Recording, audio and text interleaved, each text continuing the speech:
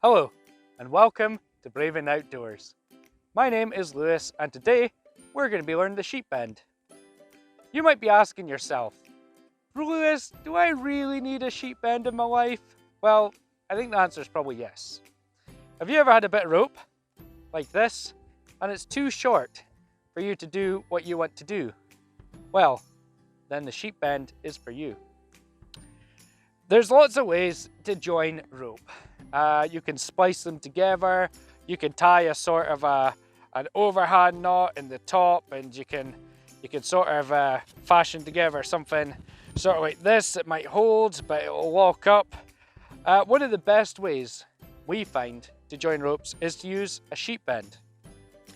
So this is in a situation where maybe the two bits of rope aren't the same size, and you would have the bigger piece on this side, let's say, and the smaller piece on this side.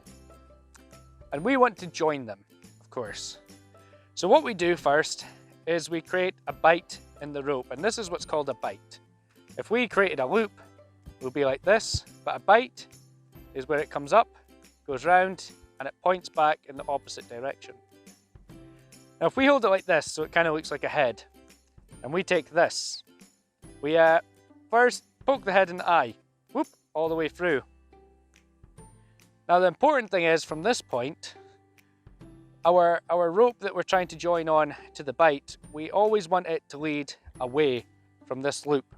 We don't want it to come down like this, because we'll get confused. We don't want 3 on one side, we want 2 on one side and 1 on the other.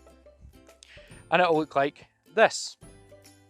Now what we do is with this side, we wrap it round, almost like you're wrapping it round a neck, like a scarf. We're making a nice scarf for our snowman. And when we come around, where this end comes out, we want to go under there. And what we're doing is we're creating a bit of a loop that tightens up. When we pull it, we pull this two this way, this one this way. And what that does is it lengthens your rope. Now the beauty of this knot is if I pull it like this, nice and tight, it's very easy to undo.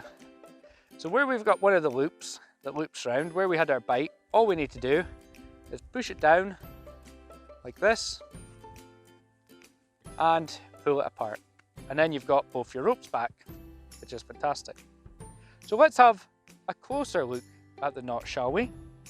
Okay, so now you're closer, which is good because sometimes you need to see knots up close.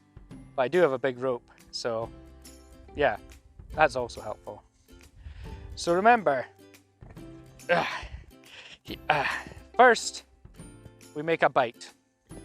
The bite being half a turn in the rope. We stand it up. We're going to take the side with the green end. Now these are both working ends. Sometimes we talk about standing ends and working ends, but both of these are working ends today. We go through his eye, we go through his eye, we go around his neck, and here, if you can see, I can exaggerate this a bit, we tuck it in underneath here. And when we pull that, you've got this loop that goes around, and you've got this bite, and when we tighten it up, we get a sheep bend. And that is how to tie a sheep bend.